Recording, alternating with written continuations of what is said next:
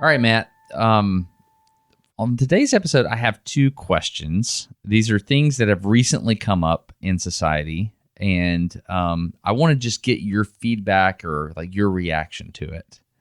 And I'm, you can tell this is a setup. Yeah, I've known you for a really long time, and when we talk about air quotes society, this is 100% a setup. Yes, you know this. I feel it. My arms are folded. Yeah. So my nipples are covered. I'm real tight up here. You're like waiting for it.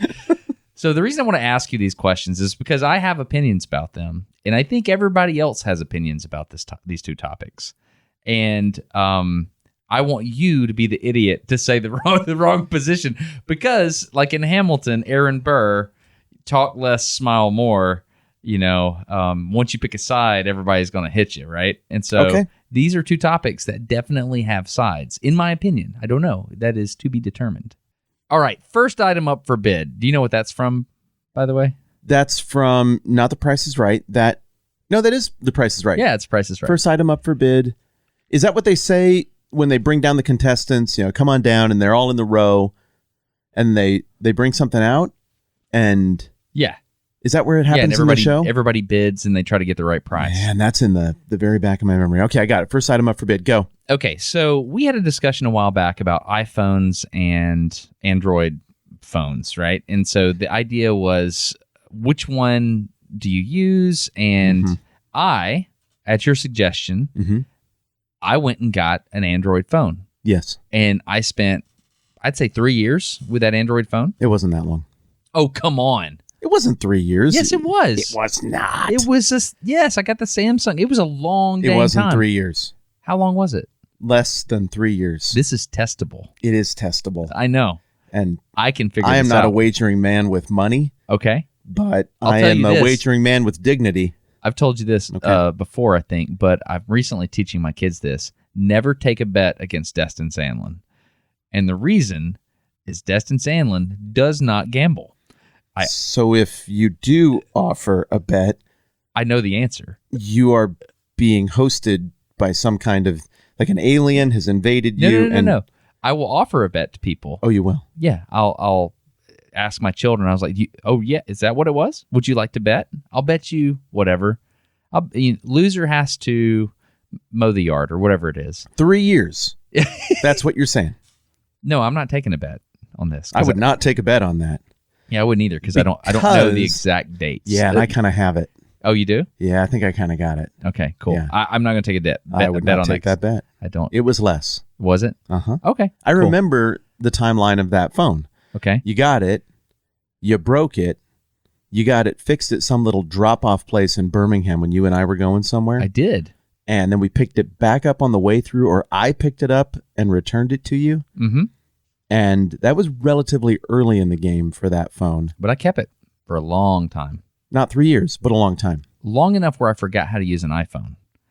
So the exercise there was you had a way of doing things and I had a way of doing things. And I wanted to see the other side. And I wanted to come into your world and experience technology like you do. Is that why you got a Samsung? Absolutely. Like me, your friend Matt uses a Samsung. Yeah. Okay, because that's why I got an iPhone. Yeah, I wanted to. That's literally why I got it. Well, I was just going to say that I endured the Android side far longer than you endured the iPhone, and therefore, but the intensity of the punishment of the iPhone was probably equal, spread out over less time. Oh, if you integrate the pain, then I think equal. it was very, very similar. Okay, I think I reached the same pain threshold in 2 weeks. 2 weeks. What was it? I'll take that bet. How long was it? I would love to take that bet. I'm not going to bet you. That's very prudent of you. How long was it? I got 3 weeks. My iPhone in June, and I was out of it by Christmas. Okay. Maybe just into the new year next year. 6-8 months. But you had two phones for a while there, didn't you? No. Oh, okay. You were in it for 6 months. Yeah. Oh, wow. I didn't realize it was that long. Yeah, and there were a bunch of things that I liked about it. Yeah. They do a better job on the video side, I think. They do a better job on sharing video. That's true. I miss that feature. Yeah. I miss shooting something interesting and then just being able to bounce it straight to you in a format that is immediate and looks good. High quality. Mhm. Yeah. I think iMessage is what Apple gets right. The main reason I went back is because I wanted to be back in the iMessage ecosystem. Yeah. That was it. But there's one thing about the iPhone that I don't like at all. Okay. And that is The pretentiousness. yes, exactly. The pretentiousness and the way that you can't customize everything like you can on Android. Those would be the arguments, right? To go Android. I don't know. Doesn't matter. They both do all the robot things that you Yep. would want. They both make you a superhero. If placed in any other age in human history, you would be a living god who commands all knowledge and power, who can capture memories and then put them back in front of people at different times. You could shift time, control knowledge, manage everything. They're both a portal to all knowledge and power available to humanity at this point in history. And so, look, the iPhone was great. I'm not going to complain. It was great. I simply had an easier time accessing my low-ranking deity power using the interface of a Samsung because it felt more natural. So I went back to that. Okay. Yeah. That's kind of why I went back, I think. But the iMessage was really the thing. But there's one thing Samsung / every other Android maker just totally destroys iPhone on. In my opinion, it's not even close. Okay. And that is the charging cable. Interesting. So I thought you were going to go the other way on this. what do you think? You thought I was going to say that the Lightning connector on an iPhone is better than a USB-C connector on an Android? Yeah, I thought you were going to come in here with a 5.5-foot broadsword that had stupidity just written straight down the blade.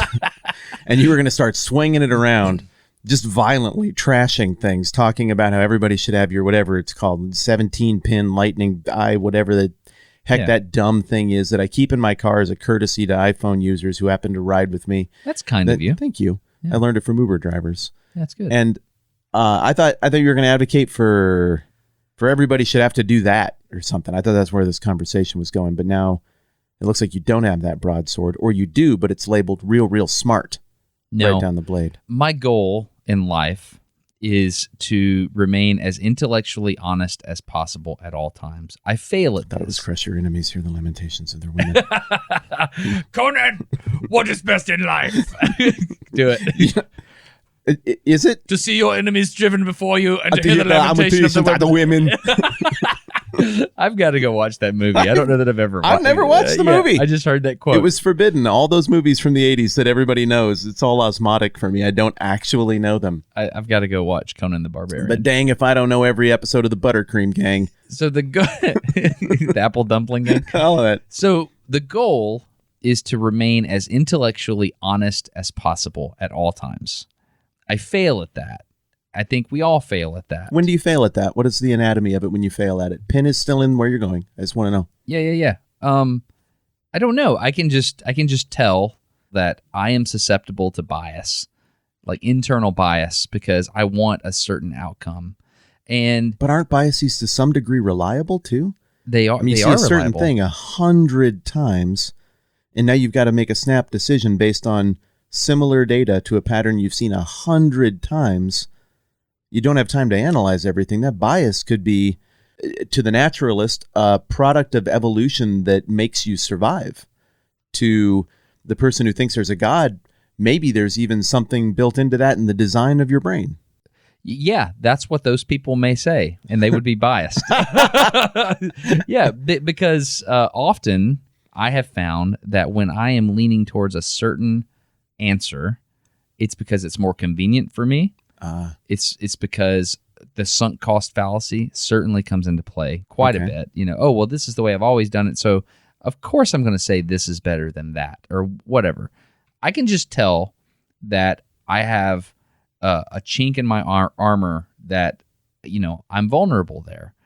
And so the goal is to minimize the amount of biases that I have in order to remain intellectually honest. And in this particular case, the cell phone charger, I would say that what you use is superior to what I use.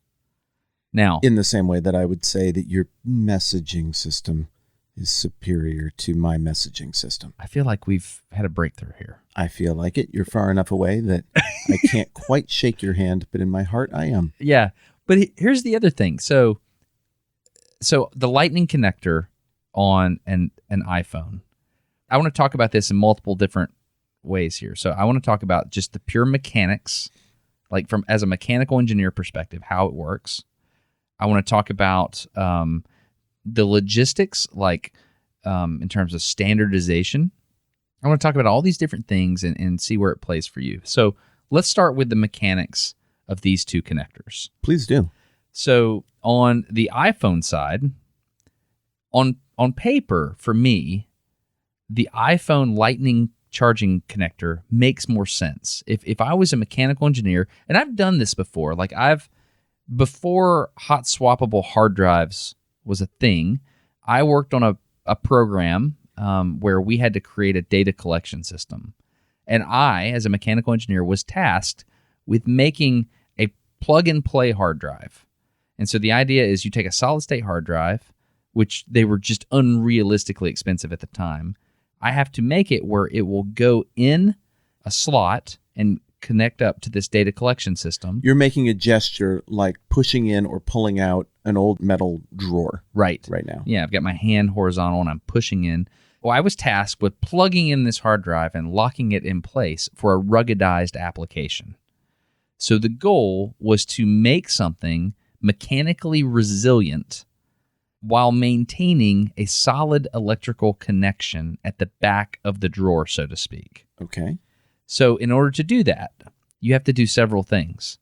You have to mechanically index the connector inside, and you have to physically capture it somehow.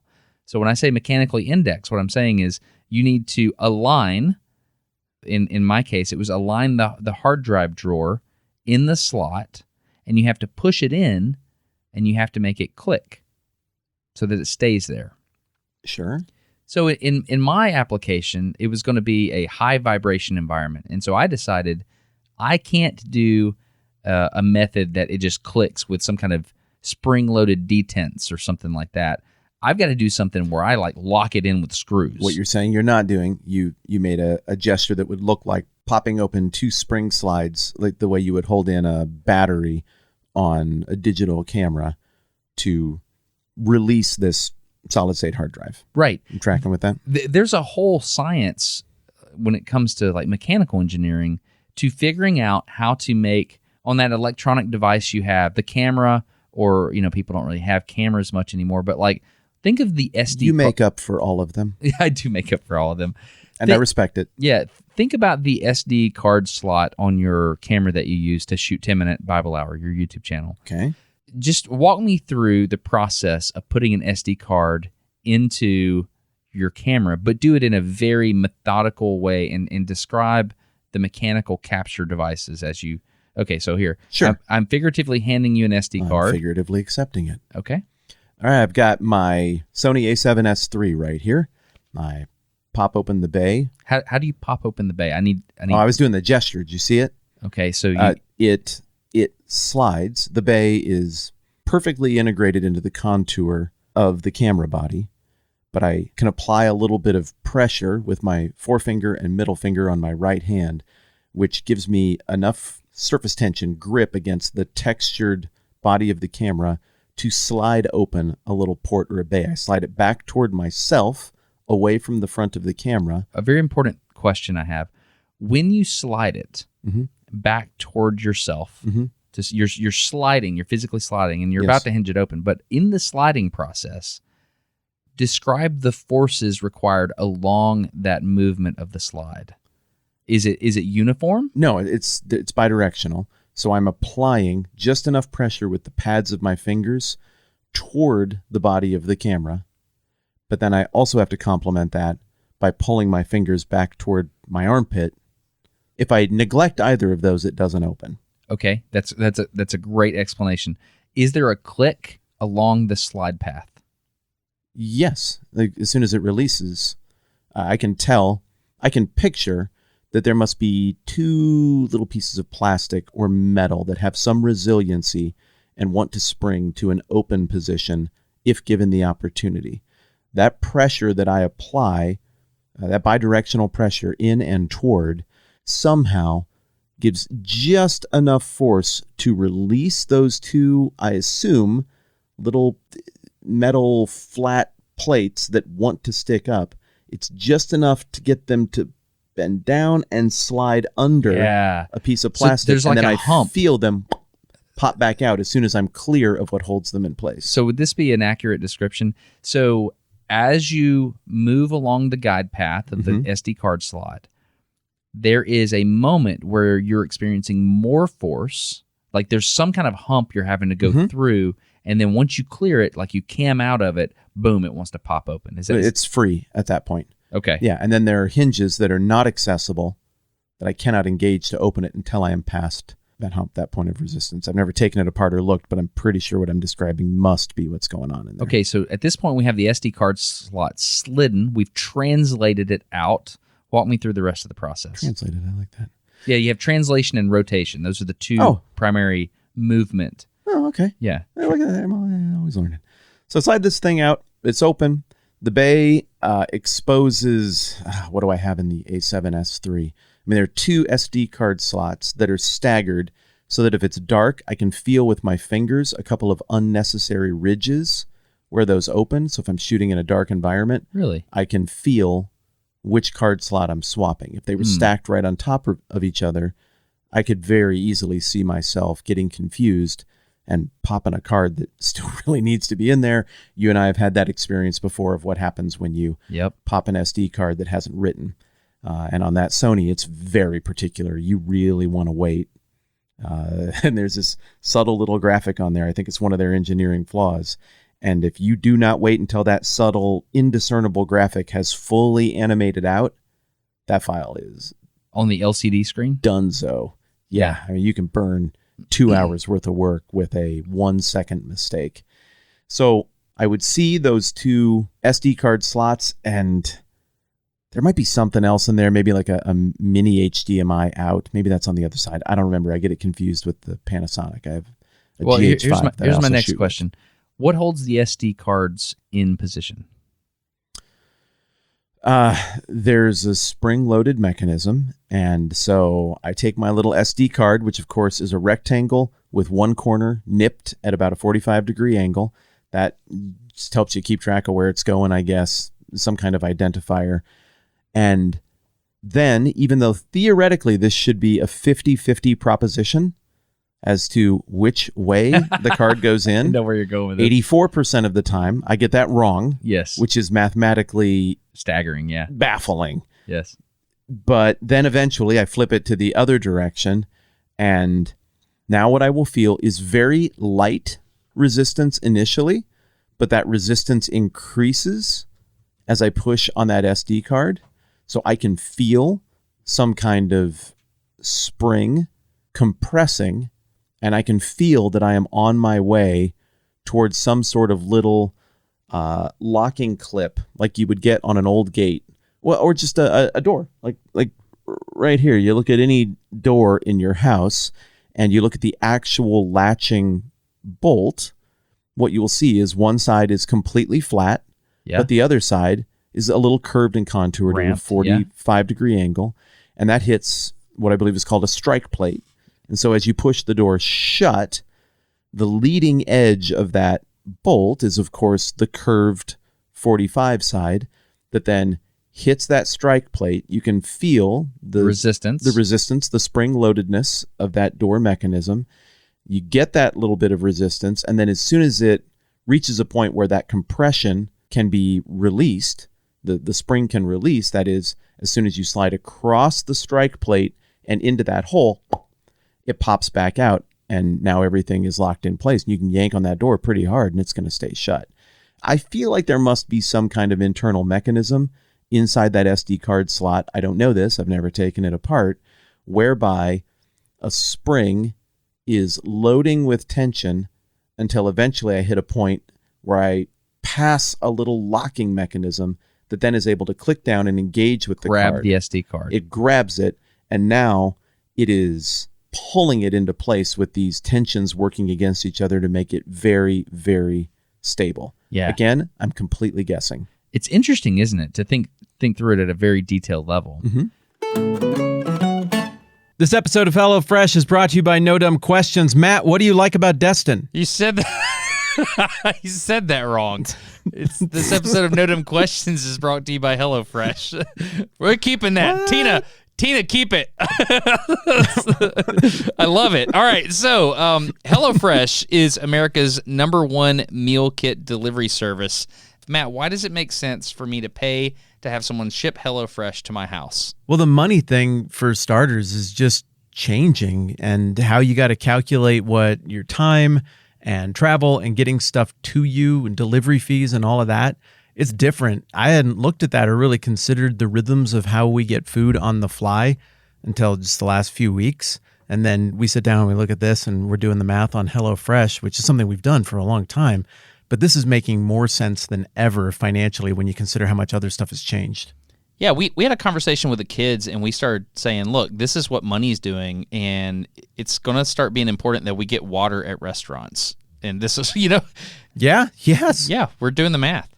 So here's another reason I would say that, the audience should consider it. We're just giving you information. You can consider it. Obviously, we're sponsored, so we want you to support the sponsor, but things to think about. Number one, the cool thing about HelloFresh is there's a question that happens every night. Hey, what are we going to feed the kids? That question comes up. Mm-hmm. It's really nice to know, hey, you remember when I made the decision 2 weeks ago and then I got the thing sent to my house and it's just in the fridge and we just go get out the little bag and everything's there and we can cook it and then we can have a meal at the table as a family like 1950s where all the families around the table and it's wonderful and life is great.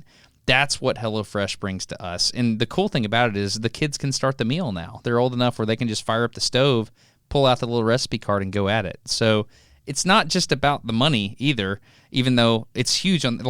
There's some studies that say HelloFresh is 25% less expensive than takeout, and it's also even cheaper than the grocery store, depending on how you do your stuff. So I think the family aspect of it is more important, personally, in some cases than, even the fact that you get savings. I don't know. Does that sound dumb? Because that's where I'm at. No, it doesn't. The money side of the equation is right side up for HelloFresh, and the time side is, because in the time that it takes to debate and get 5 opinions on what we should do, all based on this moment, and to get all of that focused together and then to go and make that happen, whether it's running through a drive-through or whatever, it's actually quicker to just map it out a week or two in advance with HelloFresh, get it to show up, and then it just happens. I think you're absolutely right. This keeps making more and more sense. Yeah, it's a thing. So I think people are smart.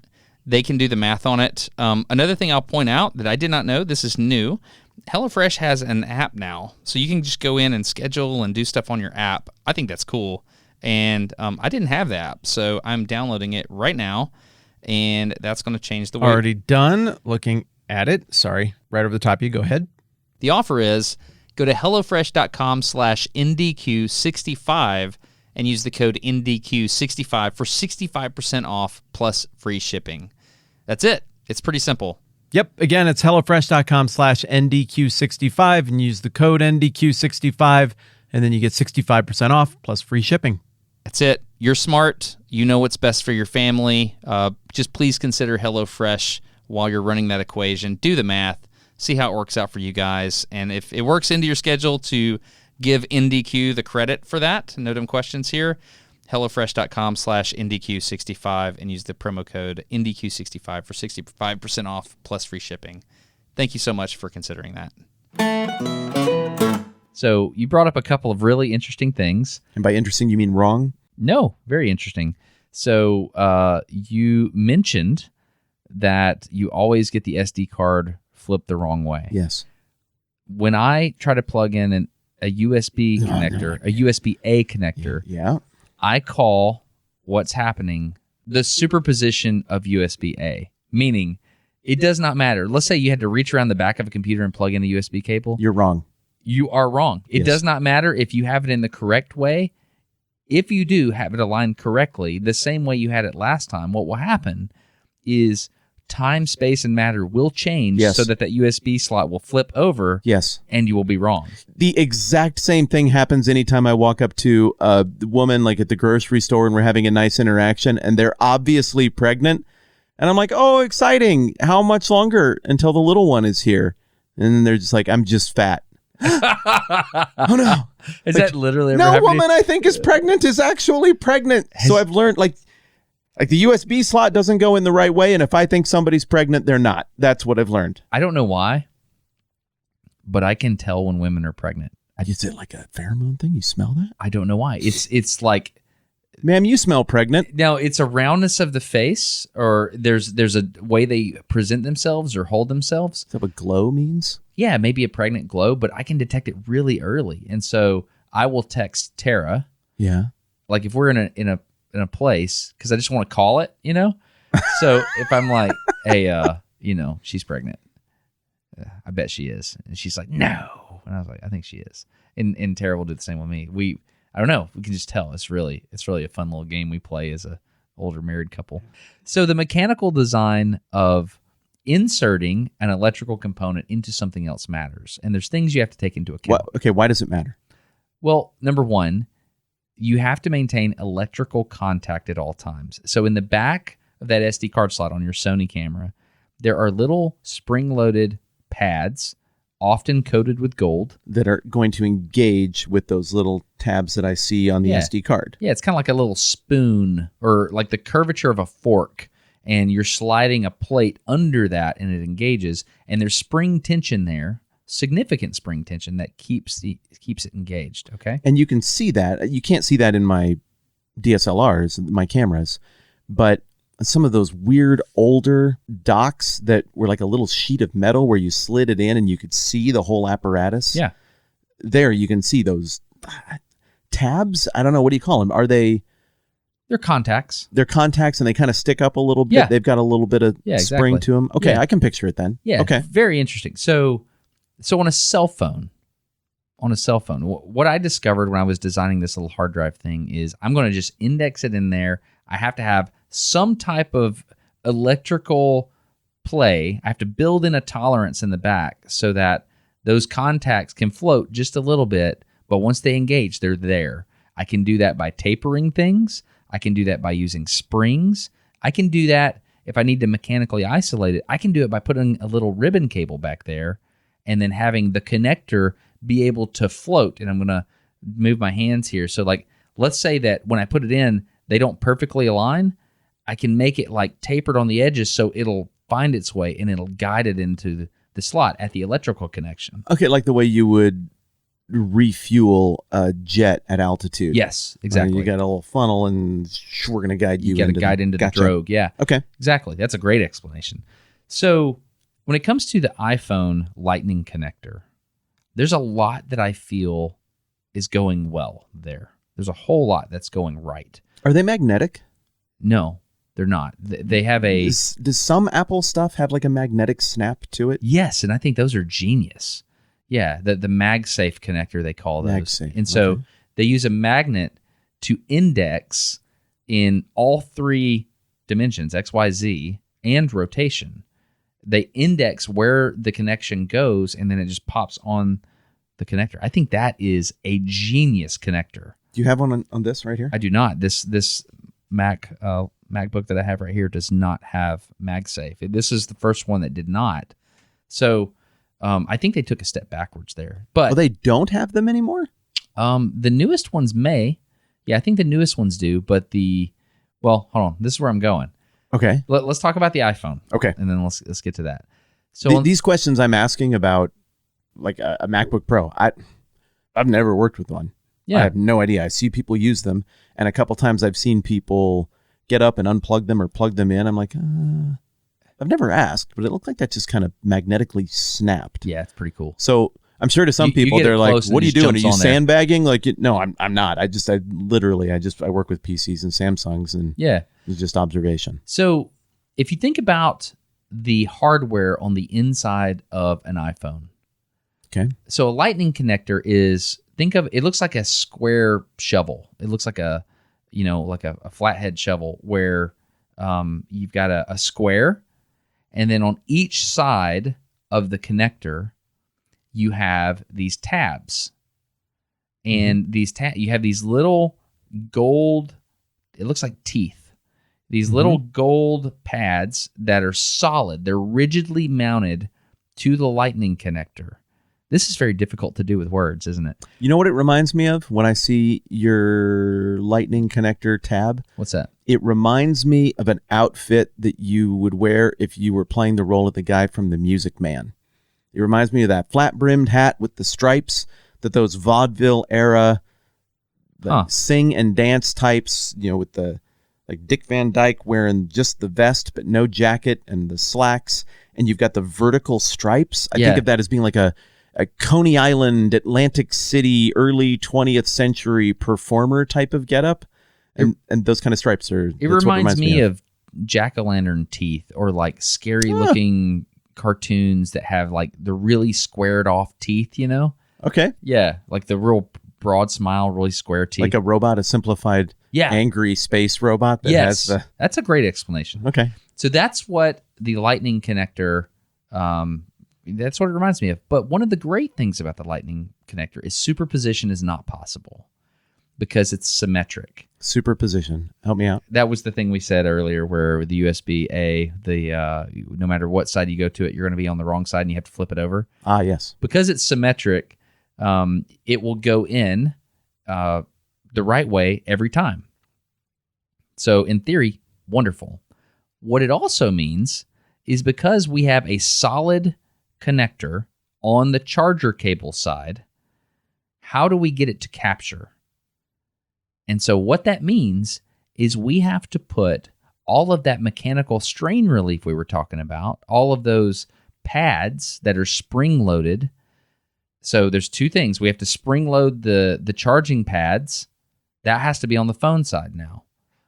Also, we have to spring-load the capture lugs, I'll call them. And those are on the outside. If you're imagining the rectangle of the lightning connector, on the outside perimeter of the rectangle, there are little indented lobes on each side of the square, so that as I'm putting the rectangle in the slot, that height, there's little, I can only assume they're some kind of circular spring-loaded tabs that engage. And that's what holds it in the phone. I'd picture 4 somewhat pliable, like wheels almost. Yeah. I have no idea. I mean, I'm just making stuff up. But somehow when you slide that in, I imagine it in my brain. I just picture those 2 little wheels or spring-pressured balls. Yeah. Just slightly sliding apart. Yes. And the fact that they're maybe spherical again. I don't know if this is true. It cams over once you get in there. Right. And so it will naturally open up as you apply that pressure, and then it'll hold it just a little bit. Like you couldn't pick up a phone by the charger with this method. But yeah, it's funny because you don't think about what your brain imagines with all of these interactions and interfaces until somebody like you is like, hey, describe it. What exactly is going on? But yes, that is what I picture happening, whether it's real or not. And there's 2 things there. There's this force profile as you insert it along the phone receptacle. Like the first little touch is you getting the corner fillets on the front of the connector and so you're releasing those detent balls, whatever they are. Then you're sliding along the edges of the rectangle, and then you can feel it click into the slots once it gets there. And so there's some haptic feedback component to this too. Yes. Yeah. And so the clicking into the slots is maybe those metal tabs, those receptors for the pins. Maybe you've got to, well, I suppose engineers have to think how much force do we put on those? Yes. So as to find the happy medium between damaging the receptors on the charging pins, but also we want to hold it, but we don't want you to be able to swing it around in the air like one of those noisemakers that they use in Australia with your phone. And we don't need that much tension either. The vuvuzela or whatever it's called. I've never known. I just say a bunch of vowels and then add some V's in there and act like I know what I'm talking about. Yeah. So all that, there's an engineer somewhere that took this into consideration. You would think that this would be superior to what a Samsung uses, which is a more universal charger. It's the USB-C connector. Now, USB-C, Universal Serial Bus, C is basically the third type. So you have USB-A, there's a USB-B, which is the mini one. You remember that? Yes. It also was directional. It has it's like a Tetris like a piece. ziggurat. A what? Like a ziggurat. It's got like a wide bottom. It's like a rectangle with two corners nipped out of it. I'm picturing the one before that. Was that USB-A, the one that you used to have to move your files on old cameras? Well, there's two. Okay, so there's USB-A, which is a long, skinny rectangle, right? And it's got a plastic tab. And then there's USB-B, which is a small, it looks like a Tetris piece. It looks like a rectangle with a smaller rectangle sitting on top of it. That's the one. That's B? That's USB-B. Okay. And then there's micro USB, which it looks like a turtle shell, but it's very, very small. Mm-hmm. And that one was popular on phones in the early 2000s. Right. Yeah. And then there's USB-C. USB-C is superposition is not possible because it's symmetric. Mm-hmm. It always plugs in the right way. It sure does. It's a great connector, I think. And the reason I think it's a great connector is because okay, this is going to go in that slot. I know how to plug it in. It's just obvious. So the new MacBook Pro, or the MacBook Pro that I have, I don't know what the new one has, it charges with USB-C. Really? Yeah. So you plug in your adapter to the wall, plug in USB-C, and the great thing about USB-C is there's enough contacts on the inside of that thing where it can handle power pretty well. Oh, yeah. And that's one thing I've noticed with... You can weld with it. Not quite. Okay, well, I haven't tried that yet. But the disparity on USB-C in charging times compared to the disparity between different micro USB or mini USBs in the past, it was always just kind of one thing, I felt like. Right. I could have 10 different chargers around my house, my car, whatever, and you're going to get basically the same thing. With the USB-C, the difference between, I'm a guest in someone's car, I'll plug into the on-dash USB charging slot. That's going to charge my phone in about 74 hours, or it will just lightly trickle down because I don't know why. Those are so gutless. Right. But the difference between that and plugging this into my super high-speed USB-C to USB-C charger that I travel with, it's unreal. That supercharger... It'll heat the phone up. It'll heat the phone. Yeah. Yeah, like I can't leave it on overnight. It's too much. Yeah, and the reason is because I assume, I don't know this to be true, I assume it's because there's more conductive contact on the inside, so you can handle more current, therefore more power. Mm-hmm. So that's my assumption. I don't know that to be true, but that's my assumption. I'm looking at a cross-section of the USB-C plug right here, and it appears that there's many, many more contacts, but they're small, whereas a USB-A connector has 1, 2, 3, 4 connections on the inside of it. The USB-C looks like it has 30. Huh. And so here's a thought. I don't know that this is true. There's some electrical engineer in the third chair that knows the answer to this, but if I have a contact and I have another contact and they're touching, well, it takes 3 points to define a plane. And so there's 3 points of contact probably on that. Or, depending on how the alignment is, maybe there's only 1 point of contact between two pads if it's spring-loaded in the correct direction. And so depending on how much contact you get on that surface, I have no idea. There's an answer there, and I don't know it. But I like the USB-C adapter, the connector, and I like it on phones. But there's one thing I don't like about it. And so, do you have your phone with you? Yeah. Look at the end of that thing.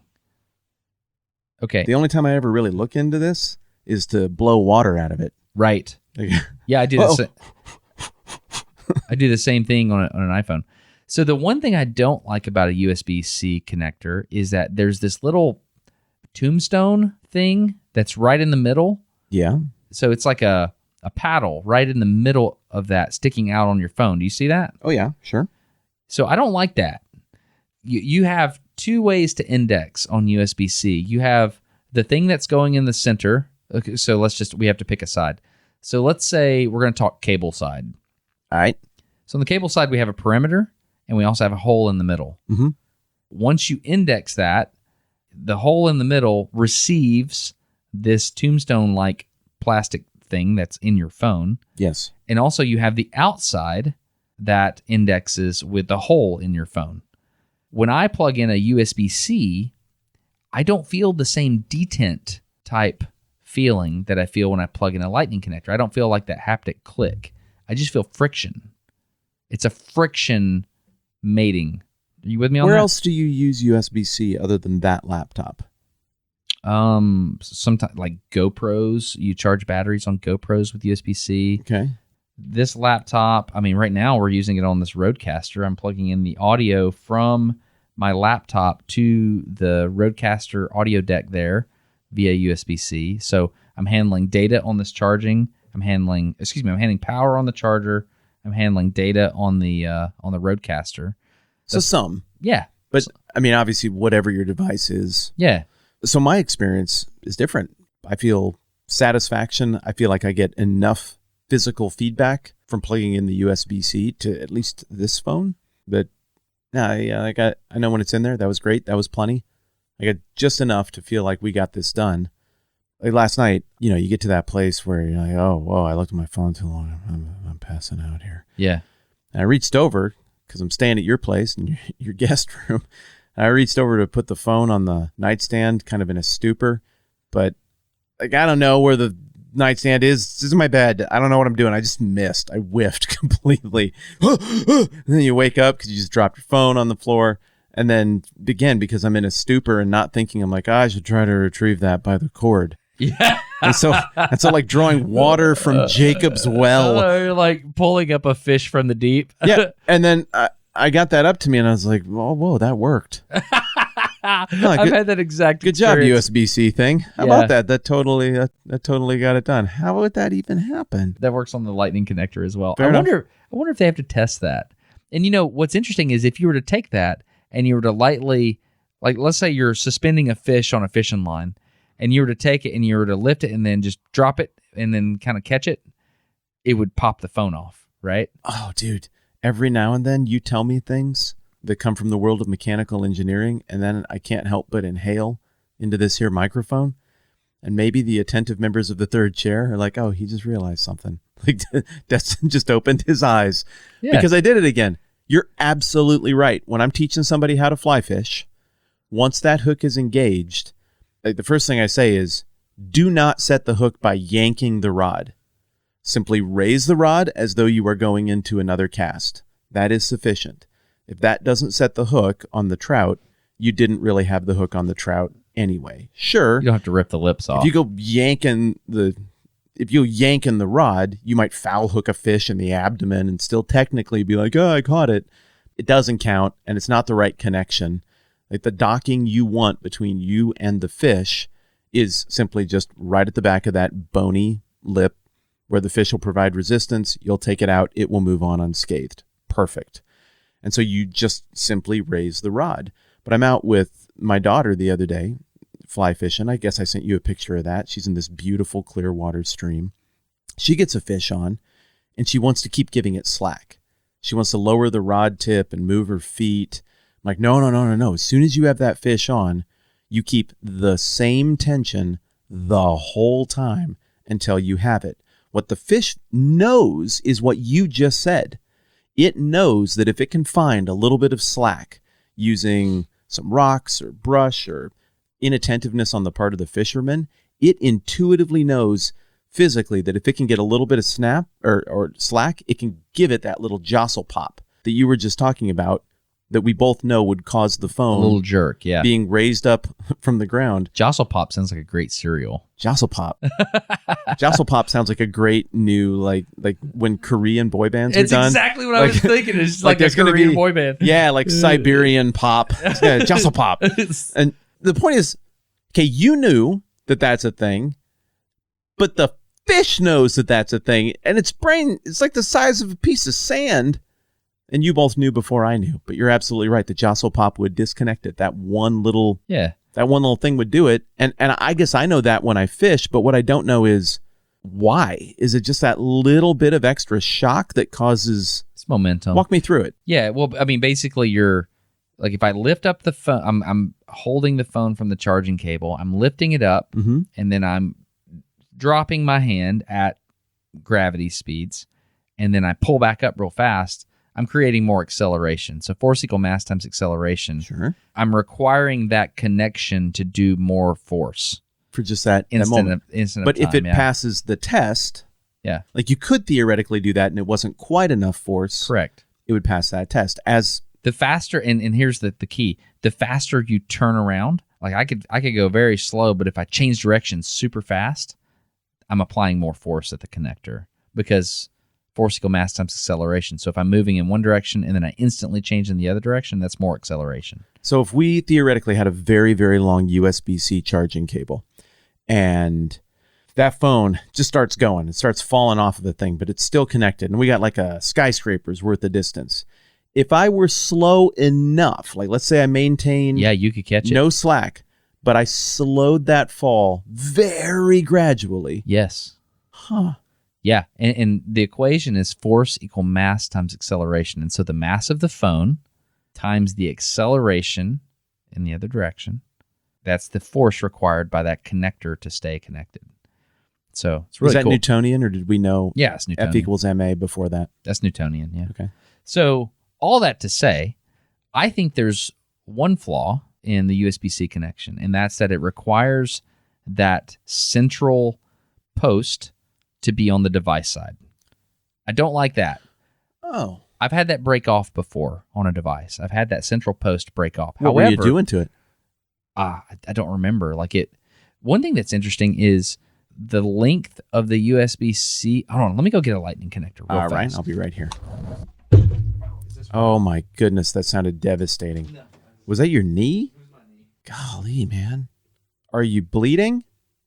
I mean, my microphone is connected to this desk, so maybe I just felt that impact more than reality. But it sounded like hospital trip from over here. There's a corner right here. Sometimes Dalen sits at this desk, and he said he maimed himself one time by hitting that corner. Ooh.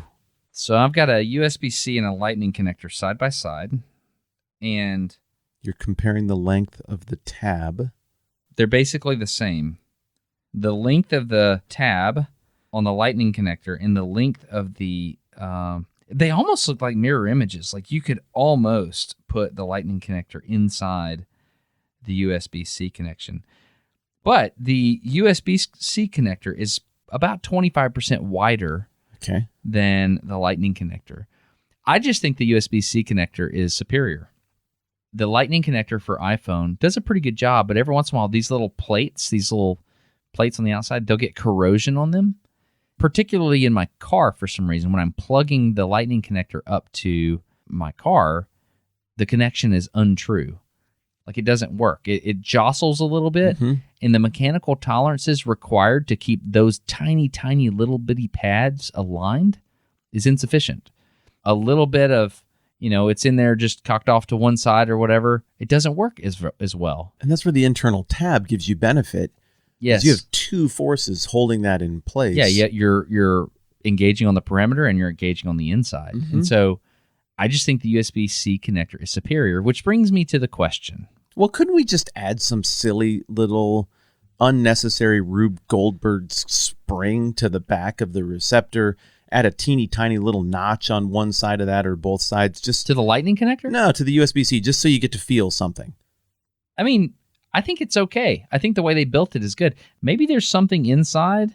There's some kind of detent there. I'm plugging this one in over here. There's something in there. Anyway, question. Do we agree that the USB-C connector is superior?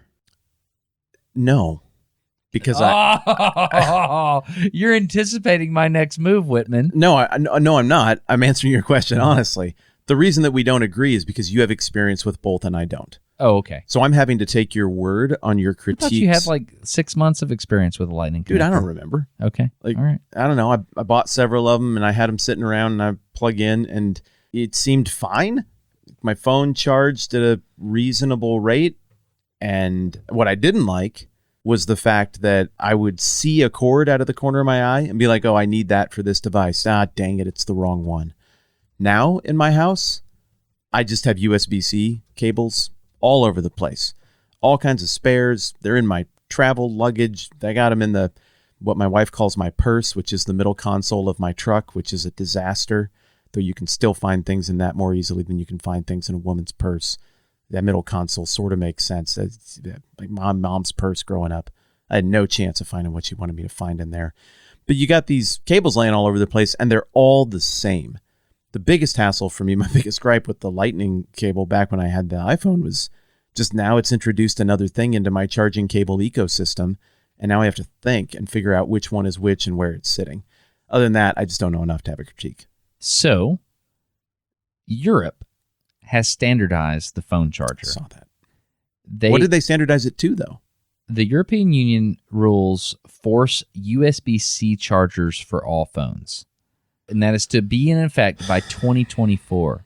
Now, listen, iPhones, iPads, and a MacBook Pro, they don't all use the same charger. The MacBook Pro I'm currently using uses a USB-C charger. Okay.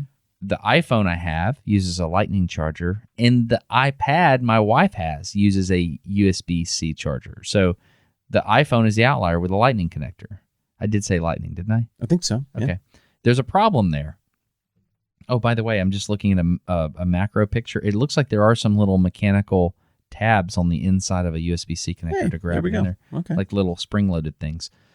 What is your opinion on the requirement to standardize all these little charging cables to the same thing? Because as an engineer, I am in favor of standardization. I think it is smart to standardize if the thing we are standardizing to is good. Like if it's a good design. Let me ask you this. Yeah.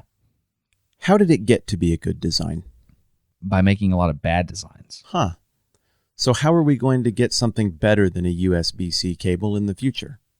You've now eliminated in Europe all market forces that would push innovation or financially incentivize improvement, because there are huge hurdles to ever getting that to market. You have to get a collection of countries to agree that your new thing is better. And who's going to make that decision?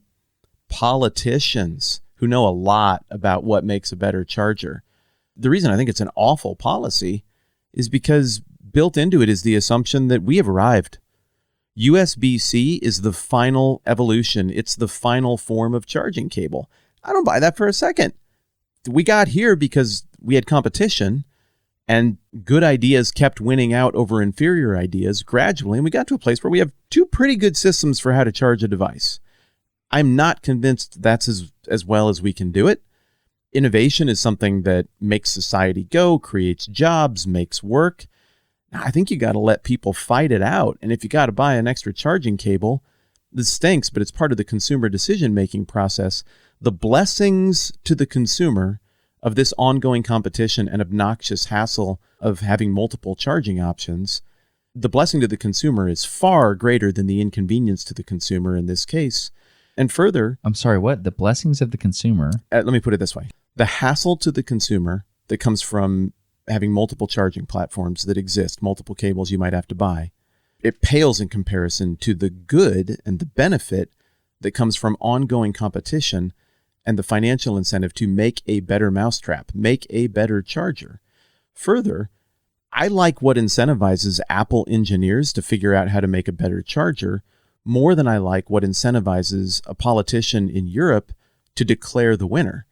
I mean, how are they going to decide that? Do you think that some 75-year-old dude from Belgium who somehow has a voice, a platform in the EU, is he going to know this material? No. How will he decide what is best?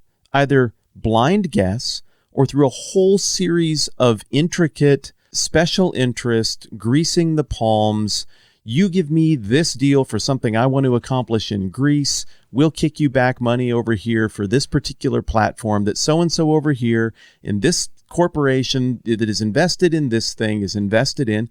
It's just a stupid way to make the decision. I would say let companies that want to earn money and customers that want the best product decide, and you will get better results and further innovation. This feels like a way to take a snapshot and out of pride of the moment, say, this is the best we will do, and we're going to sit right here, and you're going to have to move a mountain if you ever want to change this or move charging technology forward. So surprise, I don't like it. Okay, so there are some assumptions in your position. I would just like to point them out. Assumptions backed by centuries of human behavior. Go ahead. So assumption number one is you assumed that this was arrived at by politicians. It has to be signed off on by politicians, either who appoint bureaucrats or vote based on the advice of bureaucrats. I have participated in international standards meetings before for testing standards for rockets. I am like the furthest thing from anyone with political power. But I have experience when it comes to testing things mechanically and pressures and all these kinds of things. And my German counterpart and my British counterpart, they had experience as well. And we sat in a room and we talked about how we're going to test this thing. We're going to do X, Y, Z. And the reason we're going to do that is because we're going to spend the money to test this thing here.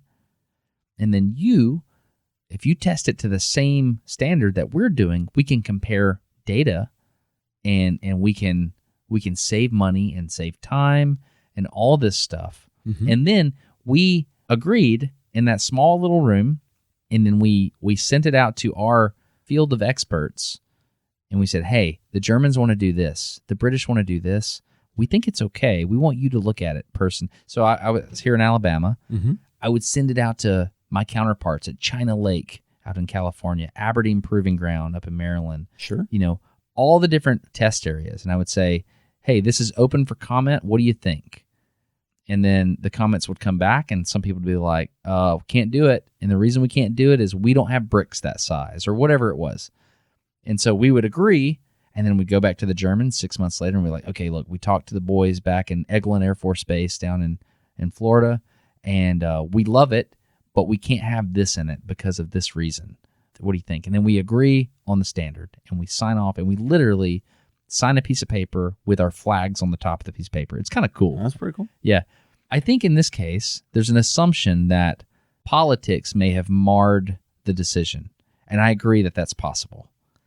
But it's also possible that this was done by a field of experts in this area. I don't know what the case was, but if it was done with all the scientists and all the engineers on both sides of the fence signing off on it, and the only one that didn't like it was Apple, because Apple has a proprietary cable. They license it for people to manufacture their cable, but they own it, so they make money on it no matter what. And the only people that don't like it is Apple. So I wouldn't say that's free market. They're kind of dictating you have to use our cable for this device, right? They're dictating you have to use our cable to use our device? Yeah, because it's physically built into it. I don't like Apple, and that's completely reasonable. Like, we think our device is optimized with this thing. Could there be financial incentive to it? Surely there is. No, that's entirely free market. So this is odd, because I think your charging cable is superior, and I think it should be standard. And I don't like Apple, and yet I'm siding with them. I think this is strange. I think this is very strange. I do think a company should be able to do their own adapters. However, I think standardization is key. Look at that wall right there. So there's a 120 volts AC, 110 volts AC, however you look at it, coming out of that wall to go to that fan that's sitting beside you. That mechanical connection and that electrical connection, we had to agree that is a 60 hertz alternating current signal, whereas in the UK, it's a 50 hertz signal. We had to agree on that standard for this whole country in order for you to buy something at the store and just come in and plug it up. We had to have that standard. Otherwise, you can't go buy something and just plug it up. Otherwise, you can't get in an Uber car and just plug up. Okay, let's work backwards. Okay, from here. That's a lot of stuff. Yeah. Okay. I've already realized we're not going to get to my second point. No, we're going to get to it. It's going to be great. No. Going backwards, you are talking about testing things that only governments buy and own with NATO allies.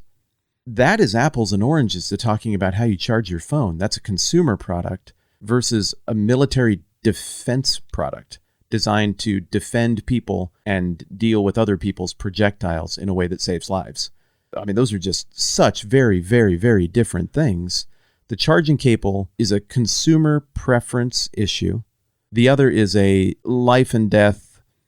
From a NATO perspective, we're coordinating signals to provide mutual protection for a group of allies, dating back for the better part of a century. Those are just very, very different propositions in terms of how it works. If the charger doesn't work right, worst case scenario, maybe 1 in a gajillion times, it could start a house fire, which would be bad. But there's not some epidemic of USB-C or lightning cables killing people or starting house fires. It's really about consumer preference and convenience, and about the government playing ball in a market. There is no way that there is zero financial incentive from the government side. The same human nature that makes a corporation want to behave a certain way and wring money out of things and advance themselves. Corporations are made of people who have human nature. Governments are made of people who have human nature. The difference is, theoretically, if things are in balance, corporations can't use the force of law to make people do things. And when they can, that's one of the most dangerous things in all of history. Governments can use power to make people do things. If we're talking about a missile defense system, you really want to be on the same page in terms of coordinating exactly how those things work, because you don't just fire them off all the time. You want to set those up and just have them predictably function. I just think the scale, the scope, and the fact that in one place we're in the military industrial sector and in the other we're in consumer electronics, that's a very important distinction. Counterpoint. Okay. Building codes. And that's where I'm going next, but go ahead. When you walk into a room, you turn to the left, you flip the light switch on. Yes. Unless it's the case of the person that built my house, where the light switch is 5 feet on the other side of the room. Dude, you sent me a photo of that room with no attached comment, just a photo. And you knew that I would be like, oh, that looks really, oh. So I think building codes, they stink when you're building. They're not fun. When the building inspector comes around, it's awful. Their job is to say no. That is their job. I don't like them. However, there is a function, and it helps. Like, the fact that that plug is however many inches off the ground is good.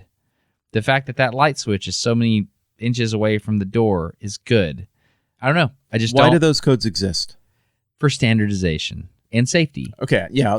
I think it's a multi-part list. I think you're safety is primarily it, because like you have to make sure that, for example, you need the soffit to be so far away so that the drip edge of the water and the water doesn't come back in on the foundation. Maybe I'm making this up. We need this much concrete in the foundation because we know seismically that that's what's required if you have this size house. Mm-hmm. Right here, where in this part of Alabama, we have red clay. Your foundation needs to be this far because clay shifts, that kind of stuff. Why would it matter if somebody built a house wrong and it broke?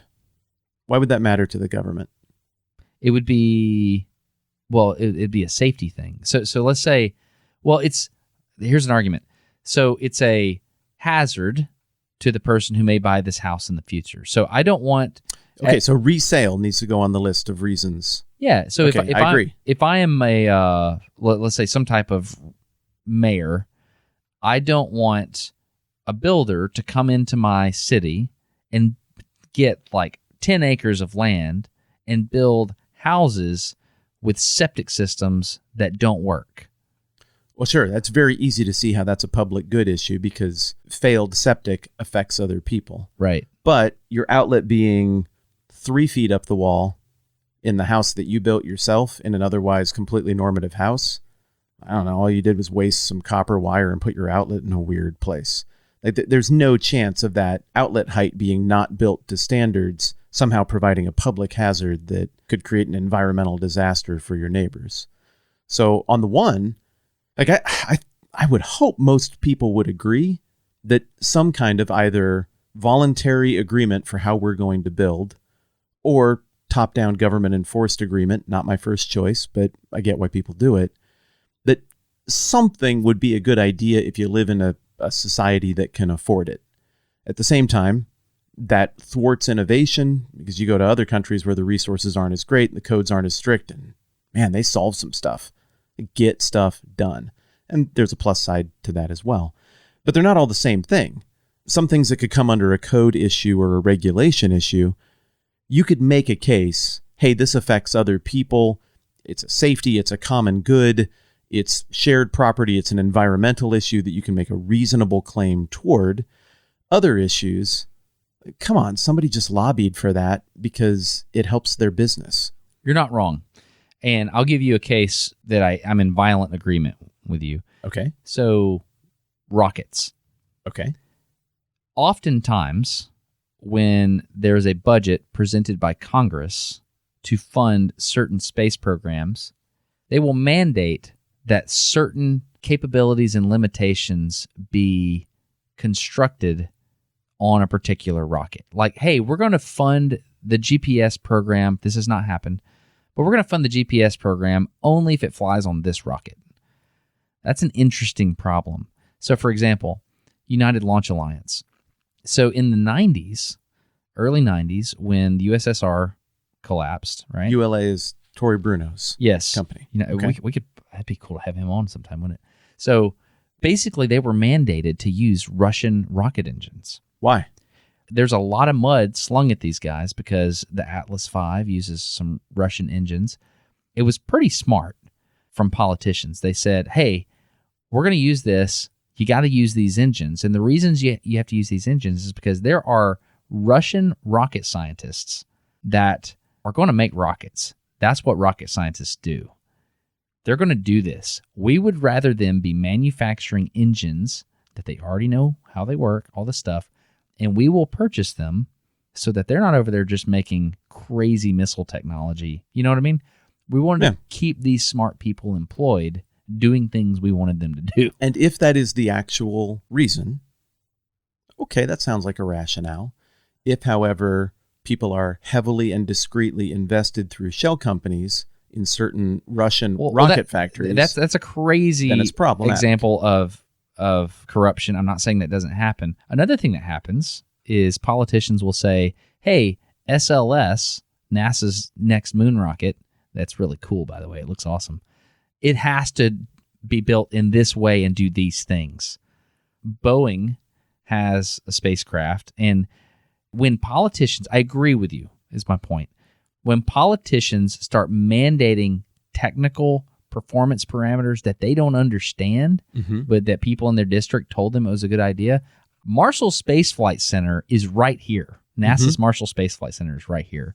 So this area, we have a financial incentive to have certain capabilities on the next moon rocket, right? Sure, yeah. But I agree with you. I don't think politicians should be dictating that this rocket and this spacecraft needs to be, this is going to fly on this rocket, for example, which is a thing that has happened. Yeah, and they don't know. They don't know. They don't know, and they hand down stupid instructions. But a minute ago, you suggested that, like, that's okay, that could happen, but that's crazy and out there talking about my politicians invested in things. No, pork is totally not crazy and out there. Do you follow any of these Twitter accounts that keep track of the portfolios of congressmen in this country? No, I don't. They're not seeing gajillion% increases in their net worth while they're in office because of speaking fees. Those are outlandish too. They just always bet right at a rate that no one on Wall Street bets right. They know the things and the deals. Well, it's like we talked about bias a little while ago. The deals just always happen to favor what they're invested in and what they're doing. And so all the way back to the Charger thing, when I see this, I'm like, look, there's just no way you landed on those people are going to be the winner at completely random based on what you, someone very familiar with engineering and very deeply connected to electrical engineers who know things, based on what you're telling me, we have two very similar competitive products that are at least within the same ballpark. And there's really no good reason other than this facade of, we're doing this to protect the consumer. Well, there's this another is going to make reason. your life better. They say they want to reduce e-waste. That's another reason to do it. They say we want to reduce the number of cables that exist. And so whether or not you agree with that argument or not, I'm just saying that is one of the reasons that they're saying that. This episode of No Dumb Questions, and every episode of No Dumb Questions, is brought to you by you, the patrons, the winged hussars, the people who arrived in the hour of need, and we're like, well, I think it'd probably be a good idea to have that podcast on the internet. And so then you went and supported it. And all goofing around aside, we are unendingly grateful to everybody who does support the program. When you were out of town recently, I did something. I didn't ask you. Oh. But Tina was editing the podcast, and we had a little extra chunk of the podcast, and we were like, man, this is good, but it's like it's so tangential to what we're talking about. We thought it needed to go on the cutting room floor. And I was like, you know who gets this? The patrons. So the Wing to SARS, they're going to get that. So Tina and I put that up on Patreon. So yeah, we do things like that occasionally. If you're interested in any additional content we may have, as a way of saying thank you for supporting on patreon.com/nodumbquestions. What that does is that gives us more stability to the podcast. It lets us know that there's going to be a certain amount of income. We don't have to make sure that we have sponsors lined up on the calendar every single episode, which is something that we worry about, frankly, right? Yes. And sometimes sponsorships come along. I'm not going to name names, but the income would be nice, but I just don't want to vouch for it. If I'm not sure a thing will make your life better, we got to say no. And that means that from time to time, you kind of don't know if you're going to have a sponsorship on an episode. And so the fact that there's patron support makes it really easy to just stay on time and on target and on schedule and keep making stuff. So thanks for that. Yeah, the point is, thank you so much to everyone who values what we do enough to... I mean, Matt actually flew into town to record this episode. Yeah. So we're grateful. Yeah, we try to record several in a row when we spend money like that. Yeah. But and you all bought that. So if you're hating what you're hearing right now, you might want to just shut that down and make it like, I like it better when you guys are in the same room. It's a nightmare. And I'll say this, like our goal is to always earn your support. Yes. And so if we're doing our job, which is have fun, be honest, and be real. And make content with you in mind. Yes. If we're doing our job, then we hope you feel like we're earning that support on Patreon.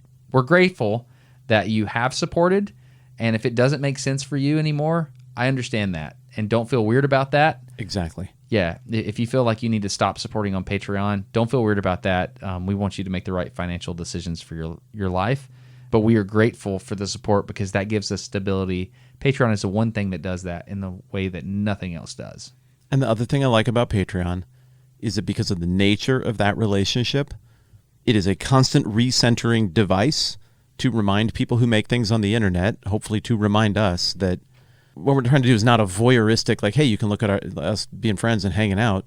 No, the third chair is the point. We're having the conversations for you, and we want you to be a part. It's ultimately a goodwill engine, and we are grateful for all of the goodwill. Thank you so much for those of you that support on Patreon. Agreed. Let me ask you this. Apple doesn't have standards within their own company. So they have one connector for the iPad, one connector for the iPhone. Why would they do that? Sorry, my brain was on two lines of thought. Why would they do that? I don't know. Internal engineering, or maybe they're you get to sell two behaving connectors. like the government, and you get to they sell figured two. out a way to make more money on one thing. Yeah. Yeah. Do you think they should be able to do that? Yes. Yeah. Yeah, absolutely I do. And why can Apple get away with it? Get ready for me insulting Apple users, because a percentage of Apple users are sycophants who will slurp up whatever Apple puts out and wait in line for days to buy literally anything they put out uncritically. Oh. And so Apple can get away with things that other companies can't because they branded smartly a while back. People made it a part of their identity and their sense of self. Not all Apple users, but we know this guy exists. This caricature exists. It's real. Brand equity is a thing that goes beyond brand reality and effectiveness.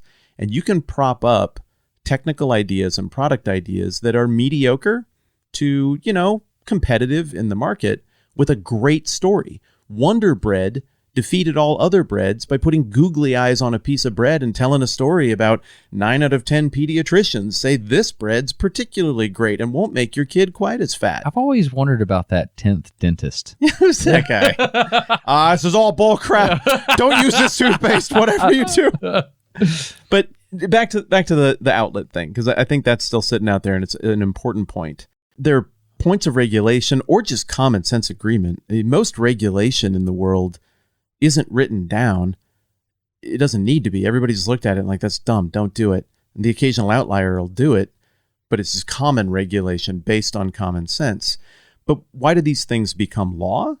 Well, lobbying is why they become law, because so much of our interaction with each other has to do with two things, insurance and suability. And so back in the day, in an earlier age of politics that I'm barely old enough to remember, candidates would always run on some version of tort reform. Like, I'm the candidate who's for tort reform, and that is contract and suability reform. Nobody talks about that anymore. Like, we've just given into the idea that you can just sue for anything. What did somebody win a lawsuit for the other day? Like getting pregnant or something in an Uber? What? And it's absurd. I'm going to get it wrong. It's like the modern version of somebody suing McDonald's because their coffee was too hot. And we look at these things and we're like, oh, that's ridiculous. That's a funny lawsuit. That points out how absurd the world is. But that affects you because that affects costs, because companies have to build in protections and costs that they pass along to the consumer to protect against lawsuits like that now there's precedent for. Insurance companies, in order to insure people, have to gird themselves to endure very expensive, crazy lawsuits. The best way to cut that off at the pass is through regulation. You go and lobby state, local governments to institute reforms that will decrease your suability profile as an insurance agency, as an insurance company.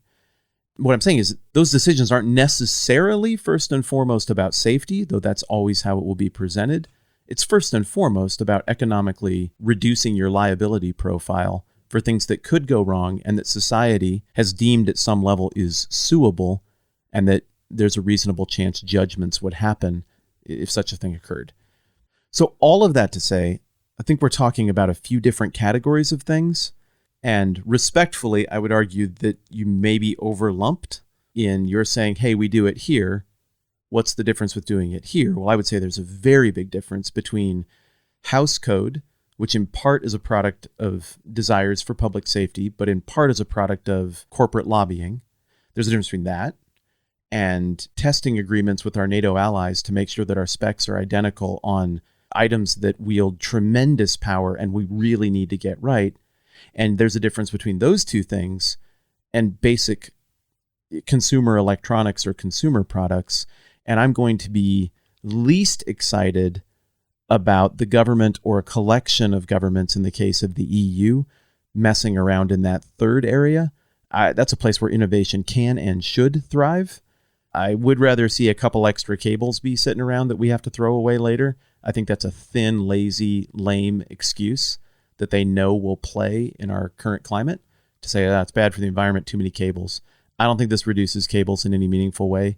I don't think that matters as much as long-term the detraction from innovation and progress, which will move us toward things that are cleaner and better over the long haul. So I think we're talking about three different areas where regulation needs to be thought of in three different ways, and I don't think it makes sense in the consumer electronics realm in this way.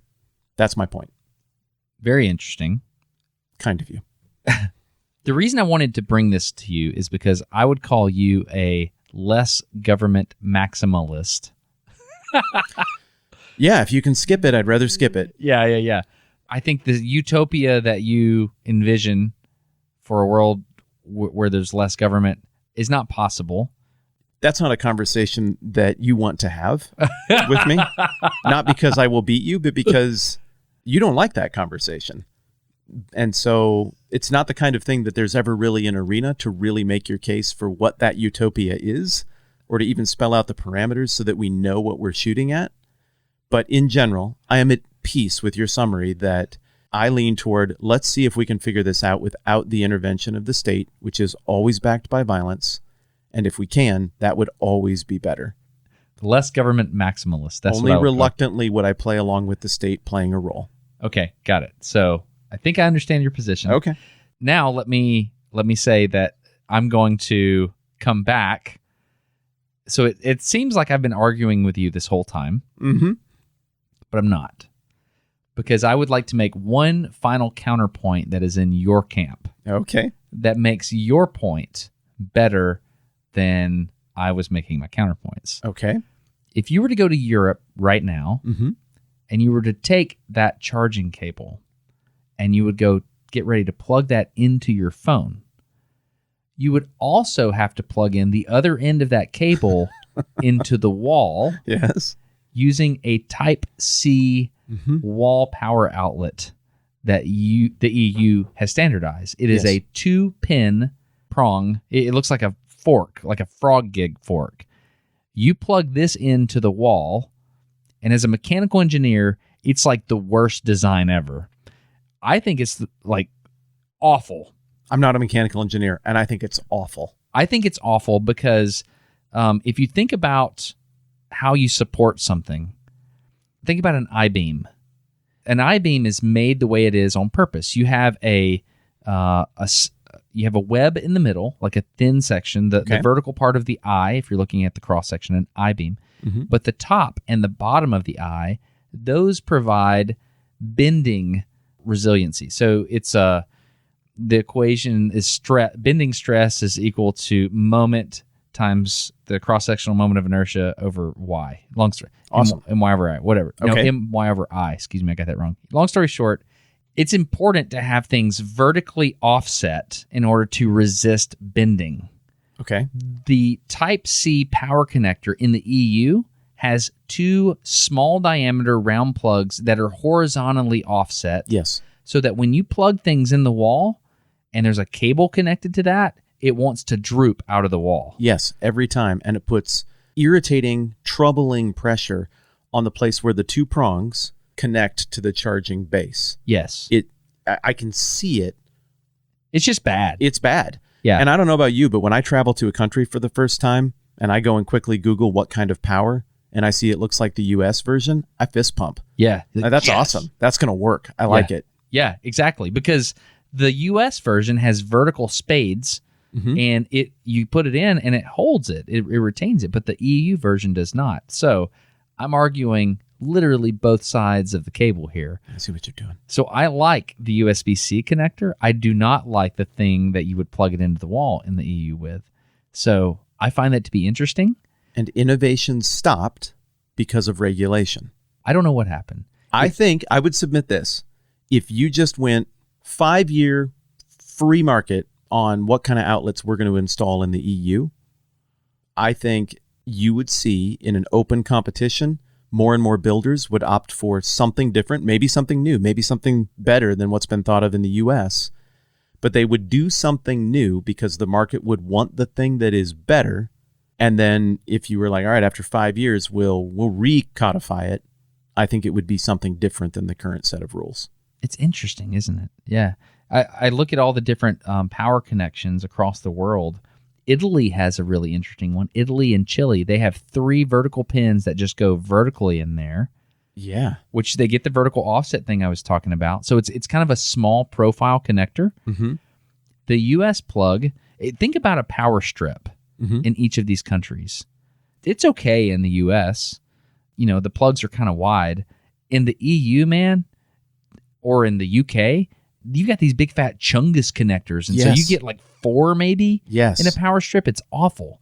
That stoplight design of Italy, you can stack a little better. I've seen power strips there. Yeah. So I thought you would find this topic interesting. I had 2 topics for us today. Can we just have another conversation? Yeah. Because this was delightful. I'd love to do another. Yeah. Let's just bump this next topic that I have that I think society has a thing that's happening, and we need to get to the bottom of it. We need to figure this out. Police brutality and transgenderism. Yes, that's it. Okay, we've been wanting to do this episode for a long time. You need to take a position, and I need to mock you for it for most of the episode, and then eventually come around and say that's one of our 5 formats. Hey, I recognize that. No, I appreciate you talking with me about this. I really enjoyed it, and I do look forward to talking to you about... I'm not going to tell you. Okay. I'll just wait. That was fun. Thanks, man. You too.